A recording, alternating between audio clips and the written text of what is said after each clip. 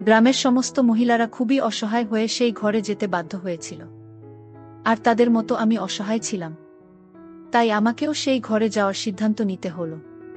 যদিও আমি জানতাম এই ঘরে যে মহিলা যায়, ফিরে আসার সময় তার অবস্থা আগের মতো থাকে না। তাদের সাথে এমন কিছু হয় যার কারণে তারা চিৎকার করতে থাকে।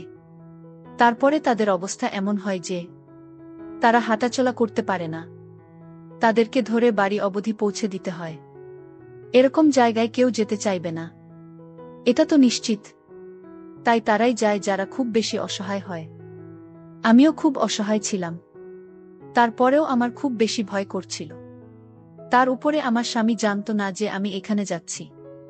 যদি কোনো মহিলা এই ঘরে যেত আর তার স্বামী এ কথা জানতে পারত, তাহলে সে তাকে ছেড়ে দিত। আমার স্বামী তো এমনিতেই খুব রাগী ছিল। তাই সে যদি এই কথা জানতে পারত তাহলে আমাকে সঙ্গে সঙ্গে ডিভোর্স দিত। কত যে কোনো কথাতে এমনিতেই রেগে যেত। তাই আমি ওর সাথে কোনো কথা বলার আগে 10 বার ভাবতাম। এখন হয়তো আপনারা বুঝেছেন যে আমাদের সম্পর্ক কতটা অদ্ভুত ছিল। কিন্তু এই দুনিয়াতে স্বামী স্ত্রীর সম্পর্ক অদ্ভুত অদ্ভুত রকমের হয়।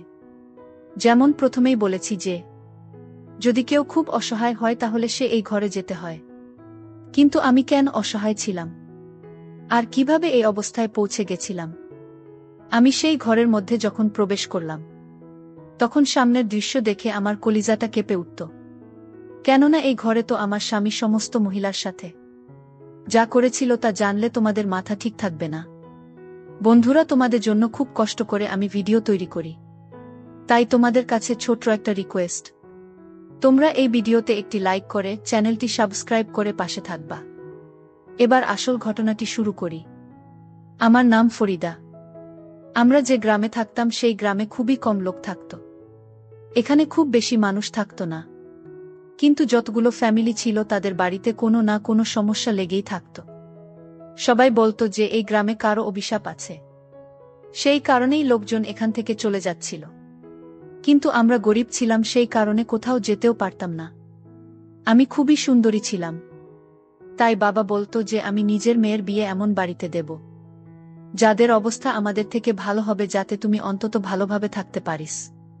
কিন্তু যে লোকটা আমার জন্য সম্বন্ধ নিয়ে এলো সে আমাদের থেকেও বেশি গরিব ছিল। আমার বাবা তবুও তো আমাদের গ্রামের পোস্ট অফিসে চাকরি করত। কিন্তু এই ছেলে তো লোকের দিনমজুর ছিল।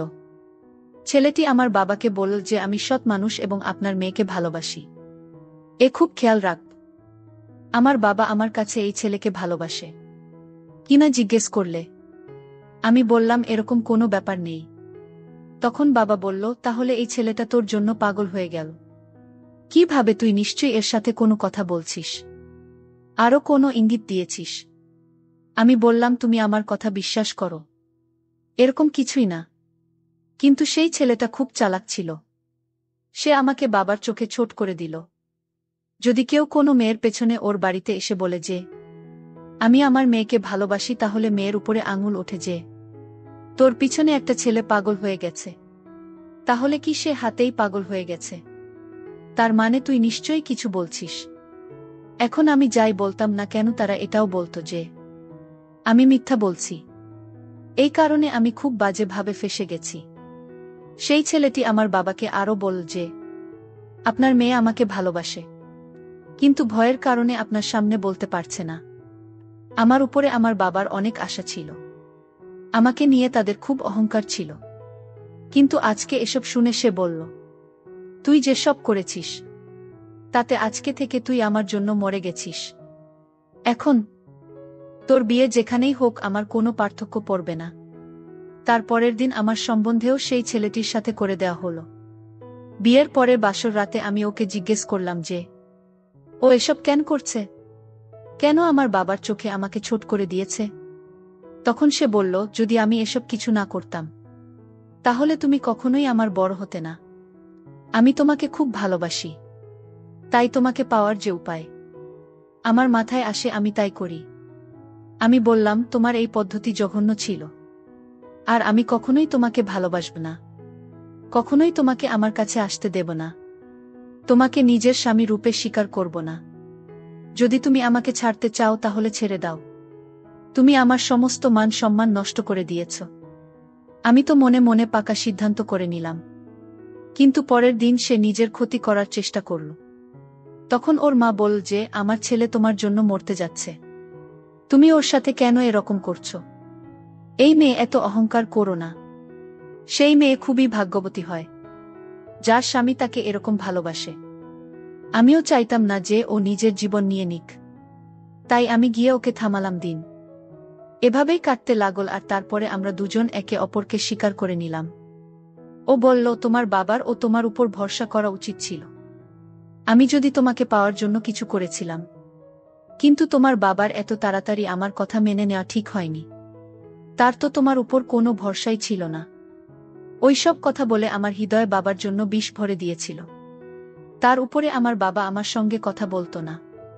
দিন এভাবেই কাটছিল। আমার স্বামী আমার উপর অনেক বিধিনিষেধ লাগিয়ে রেখেছিল, কিন্তু ও এই সমস্ত বিধিনিষেধকে বলতো যে এইসব ভালোবাসার জন্য। ও বলতো যে একলা বাইরে যাবে না, আমি চাই না যে আমি ছাড়া অন্য কেউ তোমাকে দেখুক, কারো সঙ্গে কথা বলবে না, নিজের শাকিল কথা শুধু আমার সঙ্গেই বলবে।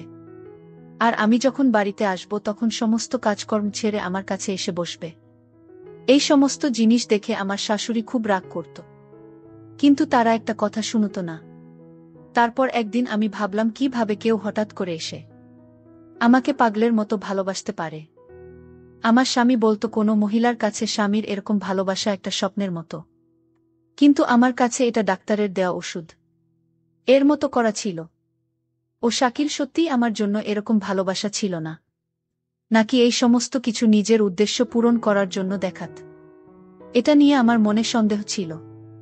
তাই সত্যিটা জানার জন্য আমি একদিন রান্না করতে পারব না বলে দিলাম স্বামীকে, আজকেই তোর ক্লাস নেব। আমিও সেটাই দেখতে চাইতাম। যে সকালে আমি তাকে বলেছিলাম যে আমার শরীর খারাপ, তখন ও বলেছিল যদি কাজ করতে পারো তাহলে করে নিও, না হলে আরাম করো। যখন সকালে উঠেছিল তখন ব্যবহার আমাদের দুজনের প্রতি একই রকম ছিল। এই কারণেই আমি দেখতে চাইতাম যে ও কি করে। ও যখন বাড়ি ফিরে এলো তখন আমার শাশুড়ি আমার বিরুদ্ধে ওকে বলতে শুরু করে দিল। শাশুড়ি বলছিল, মহারানী তো বিছানায় শুয়ে আছেন আর বলছেন তার শরীর ভালো নেই, সে কোনো কাজই করেনি, আমাকে সমস্ত কাজ করতে হয়েছে। তুই কি ধরনের মেয়ে নিয়ে এসেছিস? যখন তখন বাহানা করবে, যখন ওর মন চায় তখনই কাজ করবে, যখন মন চাইবে না তখন করবে না। এসব কথা আমার স্বামী নিজের মায়ের মুখে শুনে তারপরে বলল ওর শরীর সকালবেলা থেকেই খারাপ, আর সেটা আমাকে বলেছিল। এখন যদি একটি লোকের শরীর খারাপ থাকে তাহলে সে কাজ করবে কিভাবে? আর তুমি এই ধরনের কথা বলছো কেন? তাহলে কি তোমার হৃদয়ে আমার বোনের জন্য একটু দয়া মায়া নেই? তুমি কি তাকে ঘৃণা করো যাকে আমি ভালোবাসি? যখন এই কথা বলল তখন আমি খুব খুশি হয়ে গেলাম। এরপরে আমার শাশুড়ি বলল, না বাবা, আমি তো বলেছিলাম যে ওই বাড়ির বউ। তখনই আমার স্বামী এমন একটা কথা বলল যে আমি হতভম্ব হয়ে গেলাম। সে বলল, ওই বাড়ির বউ নয়, এই বাড়ির মেয়ে। যদি তোমার মেয়ে এরকম করত তাহলে কি তুমি তার বিরুদ্ধে এরকম ভাবে অভিযোগ করতে পারতে? আমার শাশুড়ি এমন ভাবে হতভম্ব হল যেন তার সমস্ত আশা ভরসা ভেঙে গেছে। এরপরে তিনি তাড়াতাড়ি করে বললেন, ঠিক আছে, তাহলে একে ডাক্তারের কাছে নিয়ে যাও যাতে তাড়াতাড়ি করা ঠিক হয়ে যায়। এসব কথা শুনে আমার চোখে আনন্দের জল চলে এল, কেননা এই লোকটা আমায় সত্যি ভালোবাসে। ভালোবাসা তো পেয়ে গেছি, কিন্তু এই বাড়িতে খুবই অভাব অনটন ছিল। সেখানে খাওয়া দাওয়ার অভাব লেগেই থাকত, কেননা আমার বর একাই ইনকাম করত। কিন্তু এই বাড়িতে আমার শাশুড়ি আর আমার স্বামীর দুই বোন ছিল, যাদের একজনের বিয়ে হয়নি, কিন্তু আরেকজনের বিয়ে হয়ে গেছে। যার বিয়ে হয়েছে সে প্রায় দিনই নিজের বাচ্চাদের নিয়ে চলে আসত। আমার সন্তান হচ্ছিল না বলে আমার শাশুড়ি আমাকে একবার কথা শুনিয়ে দিল। তারপর আমার স্বামী তাকে এমন কথা শোনাল যে সে দ্বিতীয়বার আমাকে আর কখনো কথা শোনায়নি। আমার স্বামী এসব শুনে চুপ হয়ে থাকত, কিন্তু যদি শাশুড়ি বেশি কিছু বলত তাহলে তার উত্তরে আমার স্বামী বলতো যে ভালোবাসি আমি তাকে। এখানে থাকতে থাকতে একজনের সাথে আমার বন্ধুত্ব হয়েছিল। সে আমাকে বলেছিল যে আজকাল গ্রামে একজন সাপুড়ে এসেছে, যে আগে গ্রামে গ্রামে খেলা দেখিয়ে বেড়াত। তারপরে সে এমন একটা সাপ পেয়েছে যেটা খুব অদ্ভুত। সেই সাপটা পেয়ে তার দিন বদলে যায়। সেই প্রাণী সাপের কাছে গেলে স্বপ্ন পূরণ হয়, কিন্তু একটা প্রাণী সাপ তার কাছে গেলে যে কোনো উদ্দেশ্য সফল হয়ে যায়। এই কথাটা শুনে আমি হতবাক হয়ে গেলাম। যদিও আমি গ্রামে বড় হয়েছি, তাই আমার মধ্যেও এইসব অন্ধবিশ্বাস ছিল। কিন্তু এখন যখন আপনাদের এই গল্প শোনাচ্ছি, তখন বুঝতে পারি যে এরকম কখনোই হয় না। কিন্তু সেই সময় আমিও এই জিনিস বিশ্বাস করতাম। আমি আমার বান্ধবীকে বললাম যে, হ্যাঁ, এই সাপুড়েরা অনেক কিছু জানে হয়তো। এই জন্যই মানুষ সাপকে পুজো করে। কেননা কোথাও না কোথাও থেকে তো সাপকে পুজো করার ব্যাপারটা শুরু হয়েছে আমার।